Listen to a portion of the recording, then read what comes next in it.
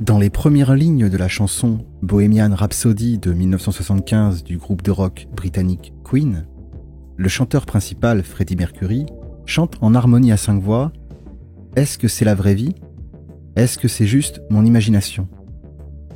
Ces questions ont une histoire.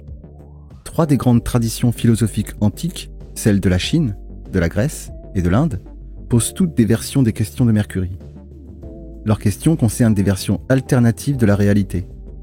Est-ce que c'est la vraie vie ou est-ce juste un rêve ? Est-ce que c'est la vraie vie ou est-ce juste une illusion ? Est-ce que c'est la vraie vie ou est-ce juste une ombre de la réalité ?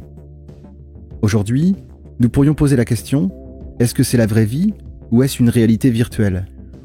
Nous pouvons considérer les rêves, les illusions et les ombres comme des équivalents anciens des mondes virtuels, à l'exception de l'ordinateur, qui ne sera pas inventé pendant 2 millénaires. Avec ou sans ordinateur, ces scénarios posent certains des problèmes des plus profonds de la philosophie. Le rêve du papillon de Zhuangzi. Le philosophe chinois ancien Zhuangzi, également connu sous le nom de Zhuangzi ou Chuangzi, vivait vers 300 avant Jésus-Christ et était une figure centrale de la tradition taoïste. Il raconte cette célèbre parabole. Zhuangzi rêve d'être un papillon. Un jour, Zhuangzi rêva qu'il était un papillon qui vole et bat des ailes ici et là, heureux de lui-même et faisant ce qui lui plaisait. Il ne savait pas qu'il était Zhuangzi. Soudain, il s'est réveillé, et il était là, solide et incontestablement Zhuangzi. Mais il ne savait pas s'il était Zhuangzi qui avait rêvé qu'il était un papillon, ou un papillon qui rêvait qu'il était Zhuangzi. Zhuangzi ne peut être sûr que la vie qu'il vit en tant que Zhuangzi est réelle. Peut-être que le papillon était réel, et Zhuangzi est un rêve.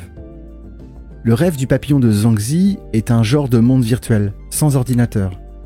Donc, l'hypothèse de Zhuangzi selon laquelle il se trouve dans un monde de rêve en ce moment est une version sans ordinateur de l'hypothèse selon laquelle il se trouve dans un monde virtuel en ce moment. Le scénario du film de 1999 des sœurs Wachowski, The Matrix, offre un beau parallèle. Le personnage principal, Neo, mène une vie ordinaire jusqu'à ce qu'il prenne une pilule rouge et se réveille dans un autre monde, où on lui dit que le monde qu'il connaissait était une simulation. Si Neo avait réfléchi aussi profondément que Zhuangzi, il se serait peut-être demandé « Peut-être que ma vie antérieure était la réalité et que ma nouvelle vie est une simulation. » Une pensée parfaitement raisonnable. Alors que son ancien monde était un monde de labeur, son nouveau monde est un monde de bataille et d'aventure, où il est traité comme un sauveur. Peut-être que la pilule rouge l'a assommé juste assez longtemps pour qu'il soit branché sur cette simulation passionnante. Selon une interprétation, le rêve du papillon de Zhuangzi soulève une question sur la connaissance. Comment pouvons-nous savoir que nous ne rêvons pas en ce moment ? Cela est proche de la question posée dans l'introduction. Comment pouvons-nous savoir que nous ne sommes pas dans un monde virtuel en ce moment ? Ces questions mènent à une question plus fondamentale. Comment pouvons-nous savoir que tout ce que nous ressentons est réel ? La transformation de Narada. Dans la tradition hindoue, les philosophes indiens anciens étaient obsédés par la question d'illusion et de réalité. Un motif central apparaît dans le conte folklorique de la transformation du sage Narada. Dans une version de l'histoire, Narada dit au dieu Vishnu « J'ai vaincu l'illusion ».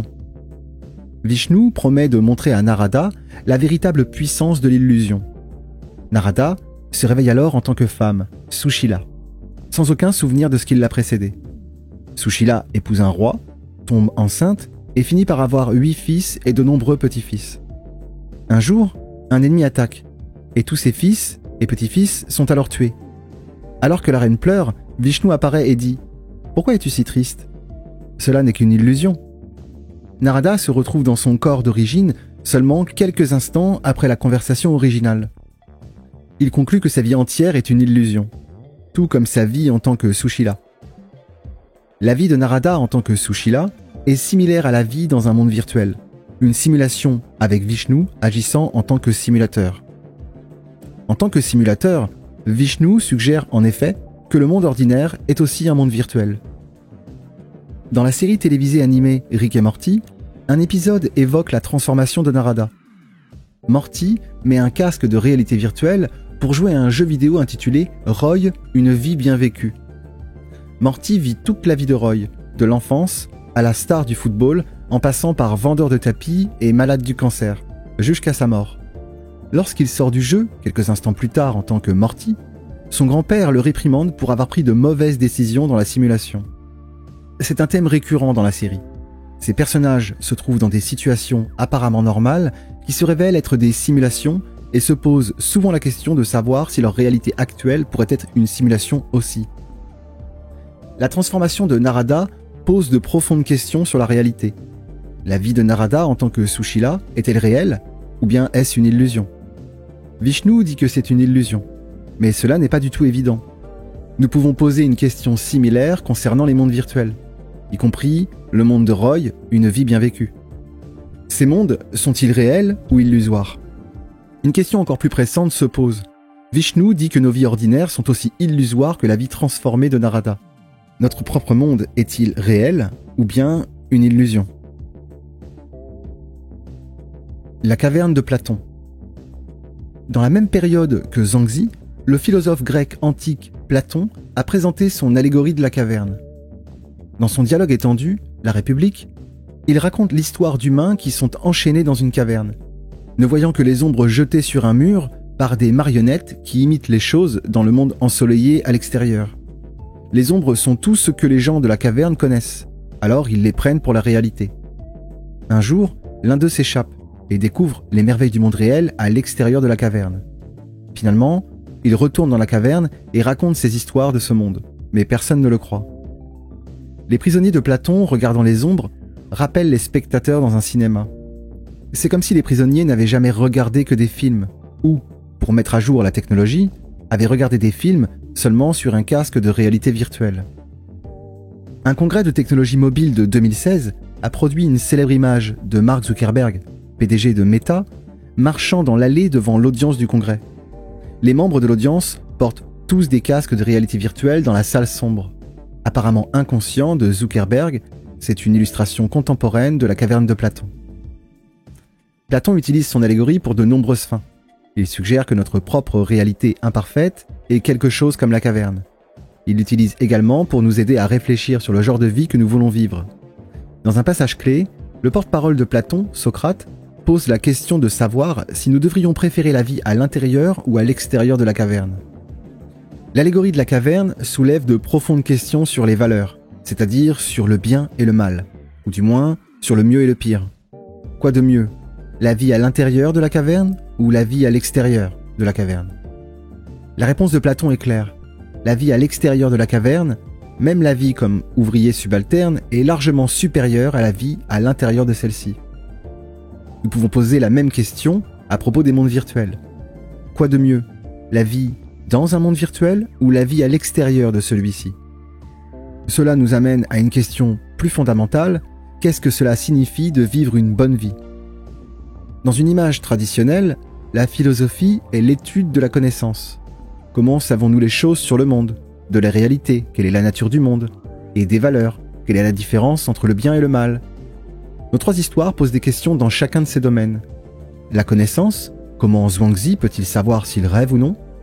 La réalité, la transformation de Narada est-elle réelle ou illusoire? Et les valeurs, peut-on mener une bonne vie dans la caverne de Platon? Lorsque nous transposons nos trois histoires dans leurs domaines originaux de rêve, de transformation et d'ombre dans le domaine de la virtualité, elles posent trois questions clés sur les mondes virtuels. La première question, soulevée par le rêve du papillon de Zhuangzi, concernant la connaissance, je l'appellerai la question de la connaissance. Pouvons-nous savoir si nous sommes ou non dans un monde virtuel?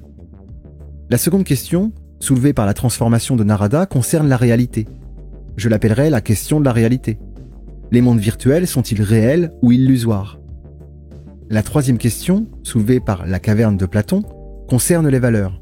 Je l'appellerai la question des valeurs. Peut-on mener une bonne vie dans un monde virtuel?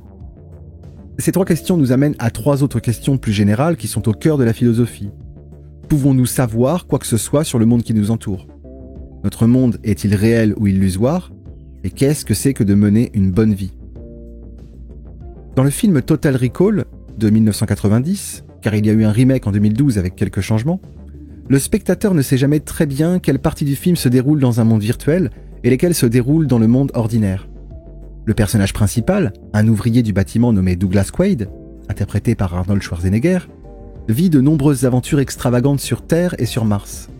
À la fin du film, Quaid regarde la surface de Mars et commence à se demander, et nous aussi, si ces aventures ont eu lieu dans le monde ordinaire ou dans la réalité virtuelle. Le film laisse entendre que Quaid se trouve peut-être dans une réalité virtuelle. La technologie de réalité virtuelle qui implante des souvenirs d'aventure joue un rôle clé dans l'intrigue. Comme les aventures héroïques sur Mars ont probablement plus de chances de se dérouler dans un monde virtuel que dans la vie ordinaire, Quaid, s'il réfléchit, en conclura probablement qu'il se trouve dans une réalité virtuelle. Mais qu'en est-il de vous ? Pouvez-vous savoir si vous êtes dans un monde virtuel ou non virtuel ? Votre vie ne sera peut-être pas aussi excitante que celle de Quaid, mais le fait que vous lisiez un livre, ou que vous écoutiez, dans votre cas, un livre sur les mondes virtuels, devrait vous donner à réfléchir. Le fait que j'en écrive un devrait me donner encore plus à réfléchir. Pourquoi ? Eh bien, je soupçonne que, à mesure que la technologie de simulation se développe, les simulateurs pourraient être attirés pour simuler des personnes qui pensent aux simulations. Peut-être pour voir à quel point elles sont proches de réaliser la vérité sur leur vie. Même si nous semblons mener une vie parfaitement ordinaire, y a-t-il un moyen pour nous de savoir si cette vie est virtuelle ?